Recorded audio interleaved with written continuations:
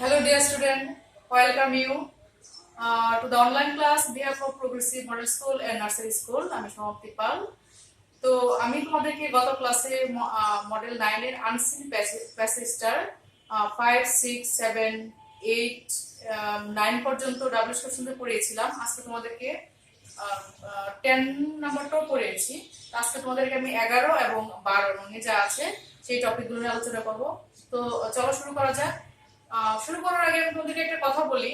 তোমরা অনেকেই বলো যে মিস 11 নাম্বারটা বুঝতে পারে না, কিন্তু দেখো বাকি যে টপিকগুলো আছে সেগুলোর মতোই 11 নাম্বারটা তোমরা যদি একটু বুঝতে পারো, তোমাদের এখানে আমি বলবো যে মুখস্থ করার কিছুই নেই।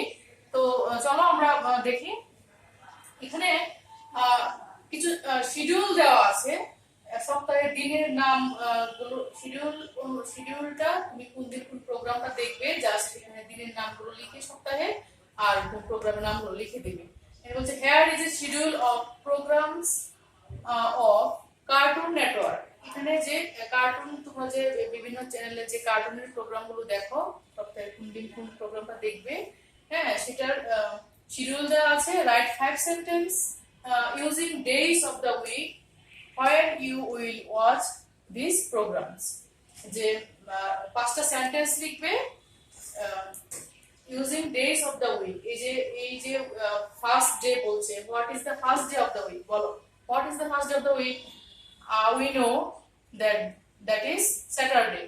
তো এই যে ফার্স্ট ডে তুমি লিখবে যে on first Saturday, যেহেতু ফার্স্ট ডে দেওয়া আছে তাহলে on Saturday I will watch, যেহেতু তুমি ফিউচারে দেখবে, এখন তুমি দেখছো না, ফিউচার টেন্স আছে, তাহলে I will watch on Saturday I will watch Tom and Jerry। তারপর সেকেন্ড ডে কি বলো, সেকেন্ড ডে কি সানডে, তাহলে কি লিখবে on Sunday I will watch Barbie special. তারপরে ফোর্থ ডে, তাহলে স্যাটারডে সানডে মানডে টুইসডে, তাহলে on Tuesday I will watch Popeye. তারপরে fifth day, Saturday Sunday Monday Tuesday Wednesday, হ্যাঁ on Wednesday I will watch Looney Tunes. তারপরে sixth day, that means on Thursday তোমার ওরা তো six day উল্লেখ করে দিয়েছে, জাস্ট তোমার বারের নামটা তোমাকে লিখতে হবে। তাহলে তুমি কি লিখবে on Thursday I will watch ওট পিকার। জাস্ট তোমাকে এখানে এটা খেয়াল রাখতে হবে যে কোন দিনের নাম, দিনটাকে মিন করেছে, কততম দিন সপ্তাহে মিন করেছে, জাস্ট ওই দিনটা তোমরা অবশ্যই সপ্তাহের সবগুলো দিনের নাম ভালো করে পারো, অনেক ছোট ছোট ক্লাসে তোমরা এগুলো শিখেছো। জাস্ট এটা খেয়াল করে ওই নামটা দিয়ে আই উইল ওয়াচ, এখান থেকে একটা প্রোগ্রাম নিয়ে তুমি লিখে দিবে পাঁচটা সেন্টেন্স, বাস হয়ে গেল। তো এটুকুই ছিল তোমাদের 10 নাম্বার। তো এখন আমরা দেখি 12 নাম্বারে কি আছে, চলো। তো চলো আমরা এখন তাহলে 12 নাম্বারটা দেখি। দেখো এই 12 নম্বরে কতগুলো তোমাদের সেন্টেন্স দেয়া আছে, জাস্ট তোমাদেরকে সেন্টেন্সের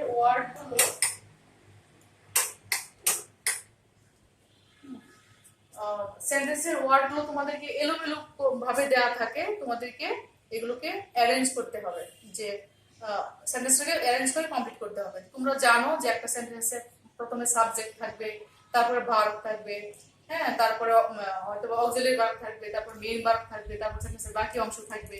হ্যাঁ তোমাদেরকে খুঁজে বের করতে হবে আগে সাবজেক্ট কোনটা, তারপরে ভার্ব কোনটা, তোমাদের বুঝে বুঝে সেন্টেন্সটাকে কমপ্লিট করতে হবে। তো ফার্স্টে কি আছে, rearrange the words to make sentences. হ্যাঁ রিঅ্যারেঞ্জ, তো এটাকে ওরা সাজিয়ে যেভাবে দিয়েছে, তো তোমাকে আবার কি এটা রিঅ্যারেঞ্জ করতে হবে টু মেক সেন্টেন্স কমপ্লিট। তো এ নম্বরে কি আছে দেখো, দা বার্ডস স্কাই ইন ফ্লাই। তো এখানে সাবজেক্ট কোনটা, বার্ডস। তো আমি তোমাদেরকে আগেই বলেছি তোমাকে বাক্যের সেন্টেন্সটার মধ্যে সাবজেক্টটা খুঁজে বের করতে হবে, যেহেতু ভার্ব, তাহলে আগে আমরা কি লিখবো বার্ডস। তারপর তুমি খুঁজে বের করো কাজটা, এখানে ক্রিয়াটা কি, ভার্ব কোনটা, তাহলে birds, the birds sky in fly, তাহলে কি বার্ডস কি করে আকাশে উড়ে, তো বার্ডস ফ্লাই, বার্ডস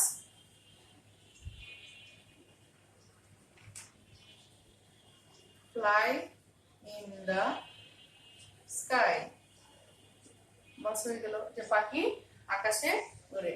সেম 2 নম্বরে কি আছে যে children the park are in the. তোমাদেরকে আমি আবারও বলেছি যে প্রথমে বাক্যে সেন্টেন্সটার মধ্যে তোমাদেরকে যে সাবজেক্ট খুঁজে বের করতে হবে। এখানে কি সাবজেক্ট কে? চিলড্রেন। তাহলে যেহেতু দুইটা দা আছে অবশ্যই একটা দিয়ে চিলড্রেন আগে চলে আসবে। তাহলে the children, the children auxiliary verb আছে, তাহলে সাবজেক্টের পরে কি হবে? অক্সিলারি ভার্ব হবে, আর হবে। দা চিলড্রেন আর, হ্যাঁ, ইন দা পার্ক। অবশ্যই এটার বাকি অংশ তো বোঝাই যায়, যেহেতু পার্কে বাচ্চারা কি খেলছে অথবা পার্কে বাচ্চারা আছে, তাহলে কি হবে? দা চিলড্রেন আর ইন, এখানে একটা দা বুঝবে, ইন দা পার্ক। এই তো। তারপরে দেখো আমি মুছে দিলাম, তোমরা অবশ্যই আশা করি খাতায় লিখে নিচ্ছ। তারপরে সি নাম্বারে কি আছে? Tomorrow will visit you me. এটা দুই ভাবেই হতে পারে। তুমি যদি এটাকে প্রশ্নবোধক সেন্টেন্স করো, ইন্টারোগেটিভ সেন্টেন্স করো, তাহলে তুমি লিখতে পারো যে উইল, উইলটা আগে চলে আসবে। যদি তুমি ইন্টারোগেটিভ করো, will you visit me tomorrow, তুমি কি কালকে আমার সাথে দেখা করতে আসবে? Will you visit me tomorrow. তুমি যদি ইন্টারোগেটিভ সেন্টেন্স করো সেই ক্ষেত্রে তোমাকে বাক্যের শেষে একটা কোশ্চেন মার্ক দিতে হবে। আর তুমি যদি নরমাল সেন্টেন্স করো তাহলে তুমি কি লিখতে পারো? তখন তোমার উইলটা কি সাবজেক্টে পড়ে চলে যাবে, যে you will visit me tomorrow, তুমি আগামী কালকে আমার সাথে দেখা করতে আসবে। দুইটাই হতে পারে। তাহলে তুমি আমি একটা যেহেতু প্রশ্নবোধকের একটা তোমাদেরকে নিয়ম দেখিয়ে দিচ্ছি। আর অবশ্যই ফার্স্ট লেটারটা কি ক্যাপিটাল হবে। তাহলে will you visit me tomorrow.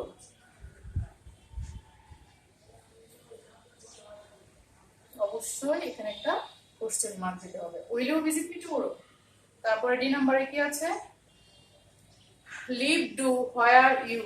দেখো এখানে কিন্তু একটা হোয়ার, তার মানে কি একটা ডাব্লিউএস ওয়ার্ড অলরেডি এখানে আছে। এই সেন্টেন্সটাতে অবশ্যই যেহেতু একটা ডাব্লিউএস ওয়ার্ড আছে, তো তোমাকে মাস্ট বি এটাকে প্রশ্নবোধক sentence, that means interrogative sentence তৈরি করতে হবে। আর কোনো অপশনই নেই। তাহলে তোমাকে, আমরা জানি ডাব্লিউএস ওয়ার্ড ফার্স্টে বসবে, তাহলে তুমি কি দিবা? হোয়ার। হোয়ার, হোয়ার, তারপরে কি? ডু। যেহেতু আমরা জানি যে এম ইজ আর ওয়াজ না থাকলে হোয়ার এর পরে কি হয়? ডু অথবা ডাজ হয়। তাহলে হোয়ার ডু, তারপরে subject you, where do you, তারপরে লিভ। অবশ্যই question mark. Where do you live, এটা হয়ে গেল। জাস্ট দেখো নিয়মটা জানলে তোমাকে অ্যারেঞ্জ করতে, মানে রিঅ্যারেঞ্জটা করতে তোমার কোনো ইজিলি পারবা, শিখার কিছু নেই। তারপরে মুছে দিলাম কি ছিল লাস্ট সেন্টেন্সটা?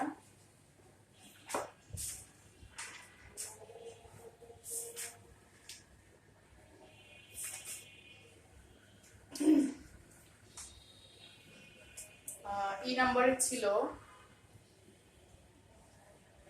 ইংলিশ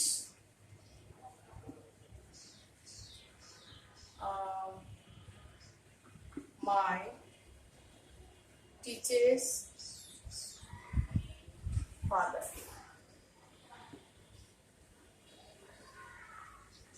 ধরো এইভাবেই ছিল। তো এটাকে আমরা যদি আনসারটা লিখি তাহলে অবশ্যই তোমাকে বাক্যের মধ্যে আগে সাবজেক্টটা খুঁজে আনতে হবে। হ্যাঁ, তাহলে মাই ফাদার, এখানে অবশ্যই ফাদারটা হবে না, কারণ কোনোভাবেই যায় না। তো তোমাকে তো সেন্সেও কিছুটা বুঝতে হবে। তাহলে কি হবে? কে কে সাবজেক্ট, কে মাই, মানে আমার বাবা, মাই ফাদার। তারপরে কাজটা কি? ভার্ব কি? Teaches, verb English.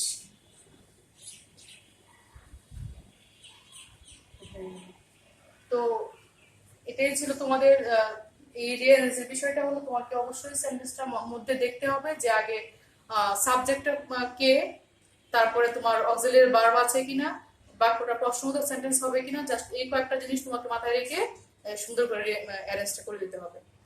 তো আশা করি তোমরা বুঝতে পেরেছো।